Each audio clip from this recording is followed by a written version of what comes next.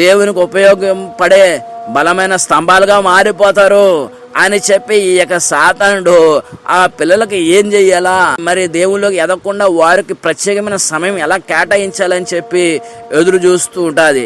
సాతానుడు ఎలాంటి వాడిని ఎన్నుకుంటాడంటే తన వశం చేసుకోవటం కోసం, పడగొట్టడం కోసం ప్రియులారా. ఇక్కడ తెలివైన వారిని ఎన్నుకుంటుంది సాతానుడు. పిల్లల గేమ్ను ఏర్పాటు చేసి ఇంకా వారు చర్చికి వెళ్ళే సమయము దేవుని మరి అడుగు జాడలోకి వెళ్లకుండా ఆపడం కొరకు, చదువులో వారు ఒత్తిడి లేకుండా వారు లోకపు జ్ఞానముతో పెంపొందించే జ్ఞానం వారికి రావాలని చెప్పి ఇటువంటి యాసాలన్నీ కూడా సాతానుడు వారి చేత వేయిస్తూ ఉంటారు. వారు మరి 3-4 కూర్చుని మరి 500 1000 బెట్టింగ్ కట్టుకుని మరి అందులో మరి సెల్ ఫోన్లో ఉంటుండగా సమయము గేమ్కి ఇచ్చిస్తారు. ఇంకా చదువు గురించిన విషయము వారికి ఉండదు.